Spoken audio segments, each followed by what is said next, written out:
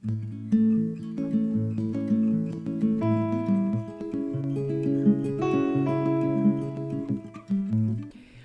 ¿qué tal amigos y amigas? Estamos en un programa más de Palabras para Vivir y hoy nos toca un tema muy interesante porque vamos a hablar de las adicciones y en concreto del alcoholismo y de cómo afecta a una parte de la población y qué quiere decir cuando una persona digamos que toma esta sustancia, qué tiene que ver con la persona en sí, ¿no? Porque vamos a ver que es un tema bastante preocupante porque de alguna manera uno se evade de una realidad que no puede gestionar.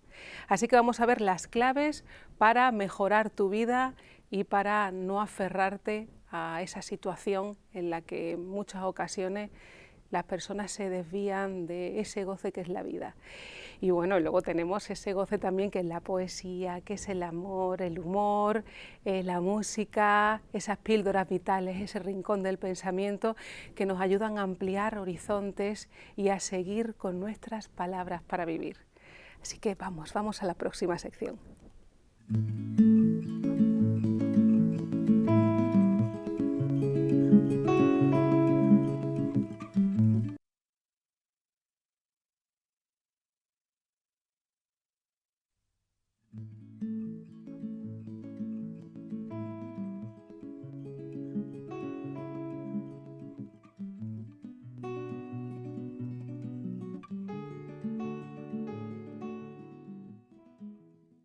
Lo peor es tener demasiadas ambiciones comparadas con la capacidad de trabajo.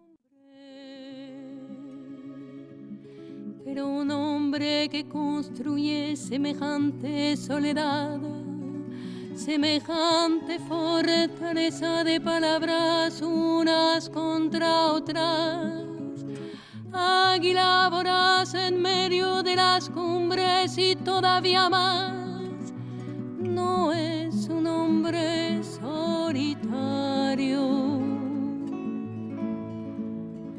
un hombre que se...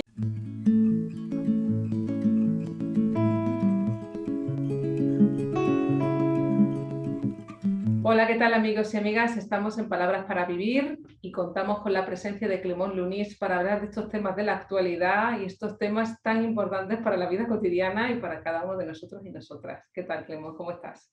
Muy buenas, muy bien, Laura.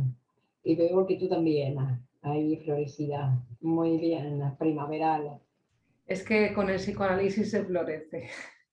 y florece, y con el psicoanálisis y otras sustancias, justo que hoy vamos a hablar un poco de sustancias, Y de sustancias. ¿verdad?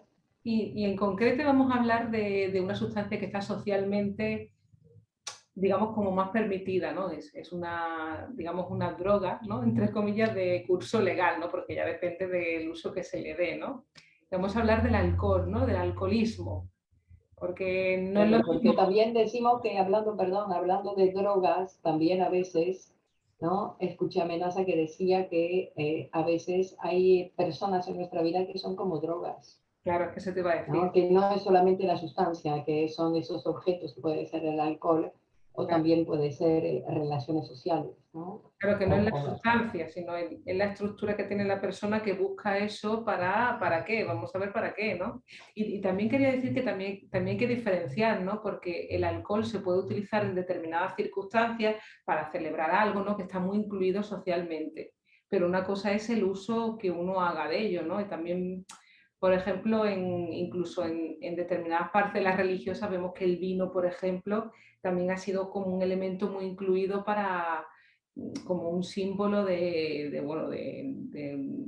Bueno, en la Edad Media se utilizaba también en medicina, es decir, que había, ¿no? Que eran remedios que se utilizaban en ciertas situaciones, es decir, que tuvo varios usos, no solamente para el alcohólico que solemos encontrar en nuestra vida cotidiana, ¿no? Que es un fenómeno social muy importante, que dicen que en el mundo hay, espera que he leído, hay la cantidad de personas que llegan, hablan de 2.600 millones en el planeta, 2.600 millones de personas que consumen alcohol. en forma ocasional, abusiva o adictiva. Es decir, 40% de la población mundial. Ajá. Pues es una cifra bastante importante, ¿no? Claro, claro, pero también es como es una droga legal. Es una droga también donde el Estado o ¿no? el capital gana mucho dinero con esa droga. Es decir, que no es como otras drogas que no están gestionadas por los estados, está así. Claro. Entonces, claro, que mucha gente, digamos, gana dinero por el alcoholismo de muchos, ¿no? Sí, además Mucha gente vive de eso.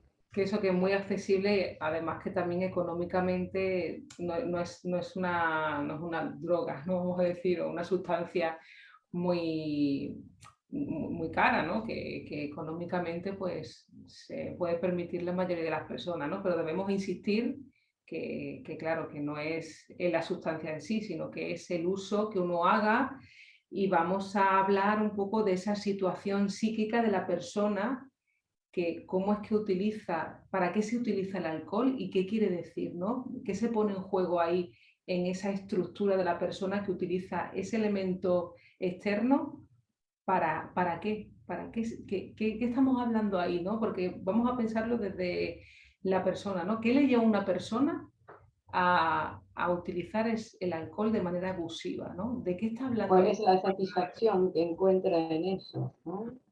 Claro, Porque porque... no es solamente de manera abusiva, sino también cuando hablamos del alcoholismo, es decir, que es una compañera, la botella es una compañera, ¿no? Que es una compañera que nos acompaña en nuestra vida, para los que beben mucho, que acompaña, hablan de la botella, además. Es decir, eso es muy interesante también, porque vemos, como también hablamos de psicoanálisis, que no podemos generalizar, que es en cada persona, en qué frases, qué discurso, qué habla de esa situación, ¿no? Porque a veces, como dices, para acompañarse, cuando habla de una determinada manera, y otras vamos a ver en qué, para qué la utiliza, ¿no? ¿Qué significa eso en esa persona? Que no es para todo el mundo igual, ¿no? Que no tenemos que decir que el alcoholismo es una enfermedad en ese sentido, sino que es un síntoma, ¿no? Señala algo que tiene que ver con cada persona, con la forma de desear de la persona, o con la manera también de a veces rehuir de una situación también, porque vemos que también el alcohol, una de sus características es que te desinhibe en un momento determinado, ¿no? Entonces podemos pensar que en esa persona también hay una coerción importante, ¿no? Que a través del alcohol es como que, digamos, que le libera en cierta manera. Pero claro, sabemos también que no produce nada, ¿no? Que el alcohol incluso te coarta la sublimación, ¿no? La sublimación es poner tu energía en el mundo, transformarla, ¿no? Para el trabajo, para el amor, ¿no?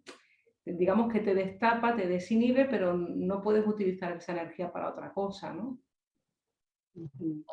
No, pero bueno, hay muchos que utilizan también el alcohol para poder decir ciertas cosas. Ajá. Es decir, que claro, tomo alcohol porque sin el alcohol no podría decirlo. Entonces, O frente a esa angustia, claro, esa excitación, esa tensión que puede aumentar en ciertas situaciones, ¿no? Vemos que, bueno, nos lo enseñan en las películas como si fuese un remedio, ¿no? En ciertas situaciones vemos el otro que está con su petaca ahí de alcohol y se toma su alcohol antes de entrar en una reunión para permitirle esa desinhibición, ¿no? Para poder decir lo que si no se queda frenado. Sí, claro, que siempre depende del uso que vamos a ir haciendo. Pero bueno, sabemos también, y que es muy importante, que Freud desde el principio relaciona la, la sustancia, no solamente la sustancia, sino el hecho de ir bebiendo, que tiene que ver con la fase oral, ¿no? Con todo lo que es, acordémonos que lo primero que hemos hecho fue chupar.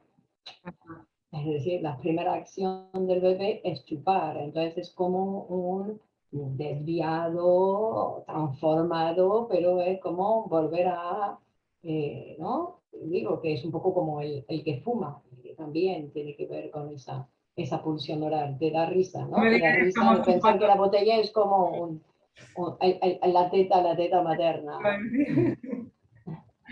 Claro, que es como un desplazamiento, ¿no? De esa situación infantil, es como si, como si ante una situación externa o interna, no sabemos, esa persona es como si desplazara eso como un modus operandi, ¿no? Un modo infantil de reaccionar ante una situación que no No, puede. porque te acuerdas que el niño, después de la teta, lo que aprende a hacer es chupar el dedo, es decir, que hay un goce de la boca solamente, aunque ya no haya alimento, solamente por chupar, ¿no? Es decir, que también el hecho de que después está la sustancia, no es lo mismo beber alcohol que fumar, pero en los dos está en relación, evidentemente, con el goce de la boca, pero si uno aprende a hablar y a conversar, pues le va a gustar más conversar, aprender a conversar con el otro, poder conversar, que también es otro tipo de goce un poco más civilizado que recurrir a esas sustancias, o esa forma de gozar con la boca. Claro, al fin y al cabo es como una sustitución, ¿no? Una transformación de la persona en su manera de gozar, ¿no? Porque claro, hay un goce ahí en esa cuestión de beber, ¿no? Claro, pero sí. También me llama la atención, Clemón, porque también digamos que hay determinados sectores de la población donde también se reúnen, ¿no? Y hay como una especie de acto junto, ¿no? Podemos decir el botellón o personas que se reúnen para beber de una manera desmesurada, ¿no? Y eso también podríamos hacer una lectura ahí que también puede tener que ver, ¿no? Con esa cuestión de también la sexualidad, ¿no? En el hecho de unirse a otras personas, compartir algo en un grupo, ¿no? Y que también a través de la boca es como una identificación con el otro, pero al fin y al cabo es un modo de relacionarse como muy infantil, ¿no? Y que también tiene que ver con esa dificultad, ¿no? De acceder al encuentro con la otra persona, a relacionarse, las cuestiones que ocurren con la sexualidad, ¿no?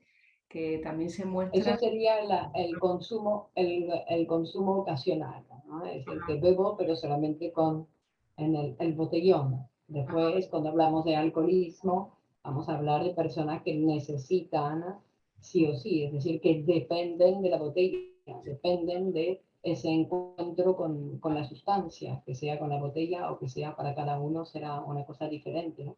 Y que también Freud lo va a relacionar un poco como el chupar el dedo, que desde el principio dice que eso va a ser justamente la primera masturbación del niño, una satisfacción sexual, Sí. en el sentido que ya no es satisfacción por comer, sino es una necesidad, sino que es una otra satisfacción, que es como una satisfacción, ¿no? Que nos diferencia del animal. El animal no tiene ese tipo de cosas y que dice que es la primera masturbación, y entonces por eso que, como que hablabas del desplazamiento, también podemos hablar de la masturbación, es decir, como una cosa de masturbatoria, Ajá. de ir poniendo algo en la boca y de no poder, además, porque claro, como cuando se vuelve adictivo y que no se puede impedir, es que hay una cosa que hay que saciar algo, entonces, ¿no?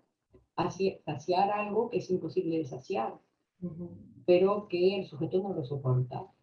ujú. ¿No? No soporta esa imposibilidad de saciar completamente el deseo, de saciar, ¿no? Ese deseo ahí que quiero, y entonces tomo en el intento, y tomo hasta que caigo. Claro. Claro. Bueno, también hay frases que te dicen que es para ahogar las penas, ¿no? Que también en cierta manera es una dificultad para gestionar también ciertas cuestiones internas o externas, ¿no? Y también me llamó la atención también en un texto de Freud que te habla del alcoholismo y los celos, ¿no? Y te lo relaciona. Y es muy interesante porque, claro, te pone en juego que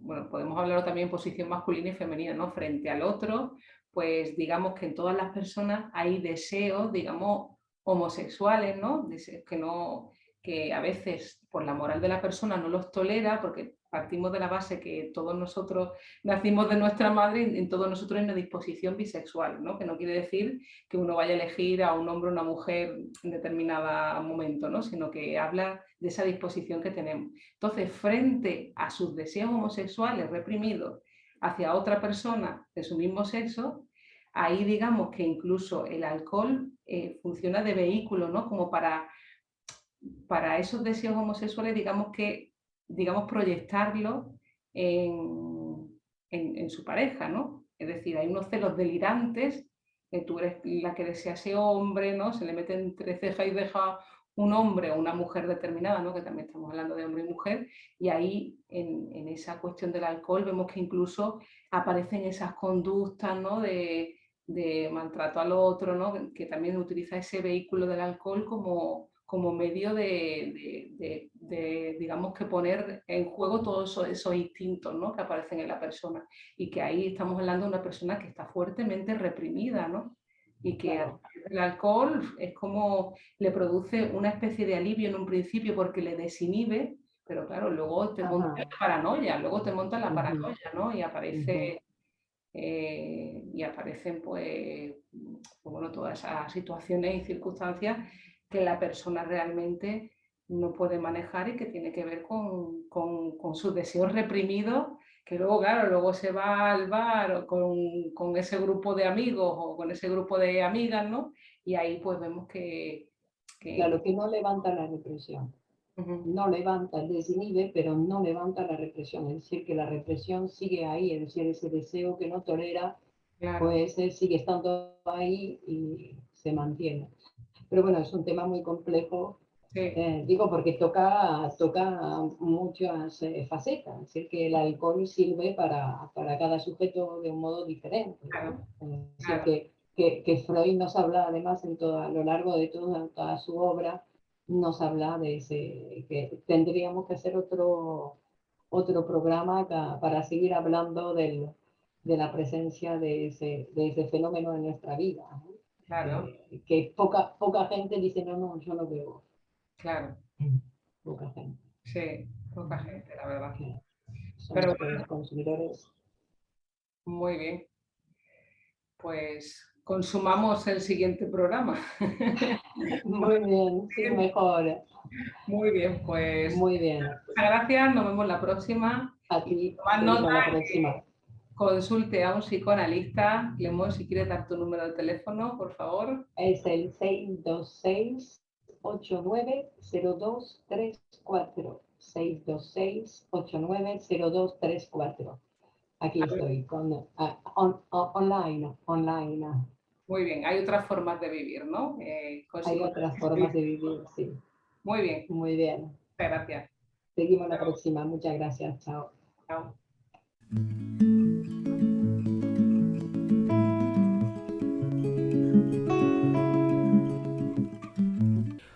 Hola, ¿qué tal amigos y amigas? Estamos en el Rincón del Pensamiento y como no, hoy os he traído un libro que se llama Poesía y Psicoanálisis y vamos a ver, vamos a hablar acerca de la revolución, vamos a ver qué nos dice, veréis qué pensamiento más interesante. Dice, es de Miguel Oscar Menasa.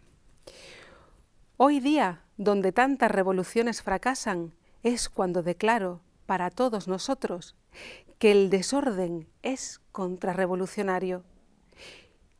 Virtud de todo sistema es ocultar sistemáticamente todo aquello que pueda mostrar alguna posibilidad de transformación del sistema. Y los sistemas actuales imponen a todo creador para no dejarle ver lo que es capaz de transformar el desorden. En apariencia, comodidad creativa, pero en verdad espesa cortina de humo, sucio sobre todo lo que nace para crecer diferente.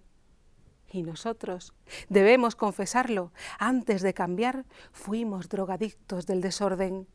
Por un poco de desorden éramos capaces de dar la vida misma. Hasta llegaron a pagarme dinero con la intención de que eso produjera un cierto desorden en vuestra alma, vuestra manera de pensar, vuestro bolsillo. Y ahora que habéis conseguido todo el desorden, ahora os digo, así no se puede vivir. No hay más pasos para quienes no son capaces, por el desorden, de saber quién es la palabra, dónde están las palabras, dónde aquellos escritos, dónde esa experiencia, dónde esos libros publicados, dónde la vida de cada uno, dónde los maestros, quién el deseo. ¿O acaso basta escribir un solo poema para que todos los levantadores de pesas se transformen en poetas? Bueno, ya sabéis, el desorden es contrarrevolucionario. Así que bueno, seguimos ordenadamente y también dejándonos llevar para seguir para el siguiente programa. Os espero, que estamos en la recta final de la temporada. Muy bien, hasta la próxima.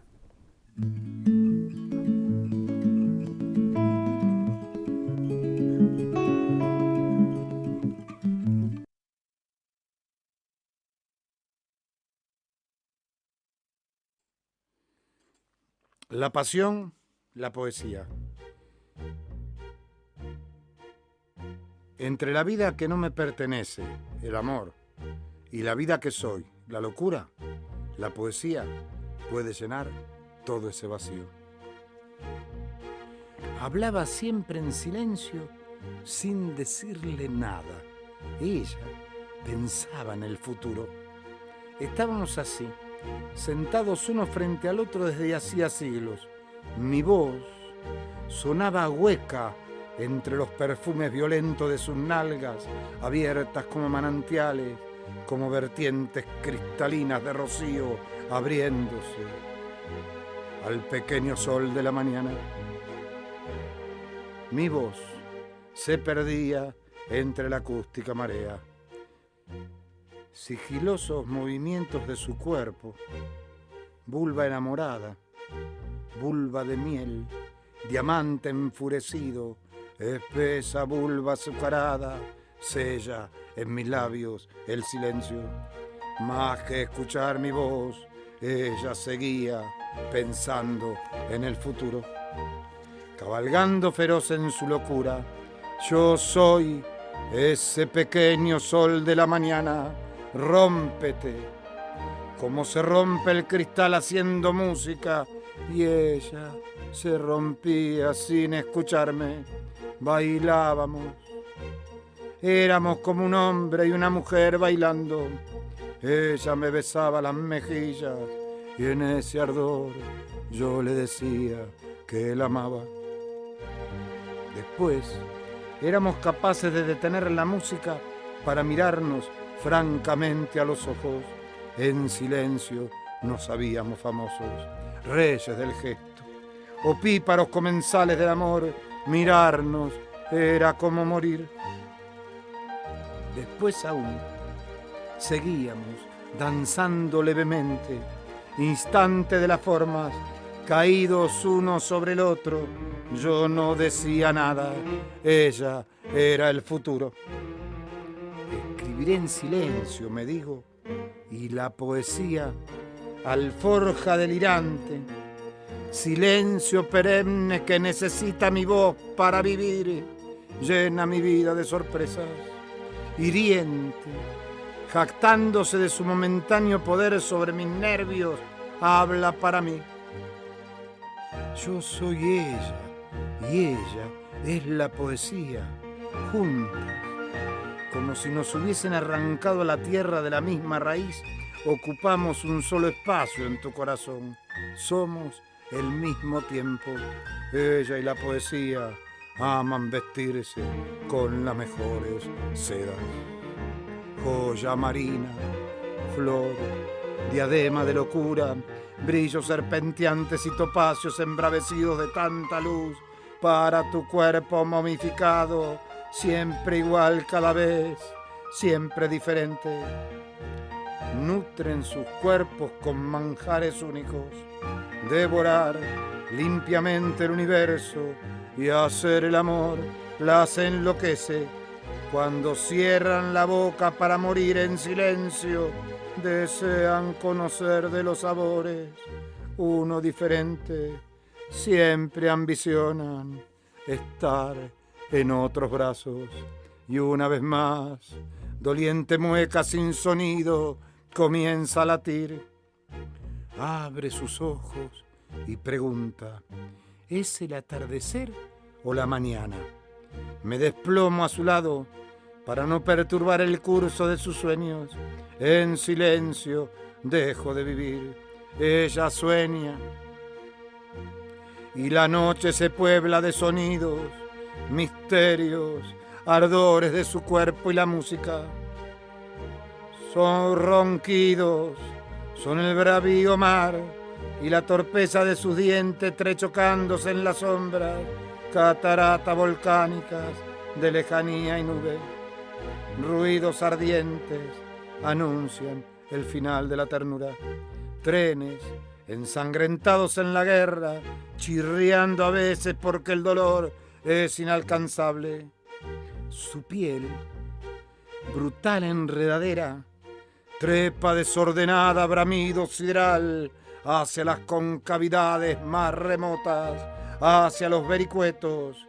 Amianto vespertino crece en el tumulto de los cielos hacia un destino en llamarada. Poesía de fuego, ardiente vulva desgarrada, ella es la poesía. Dragón enamorado, bocanada febril, humo y ceniza. Mujer de fuego, poesía de fuego, consumen vorazmente hacia los espacios infinitos el cuerpo del amor.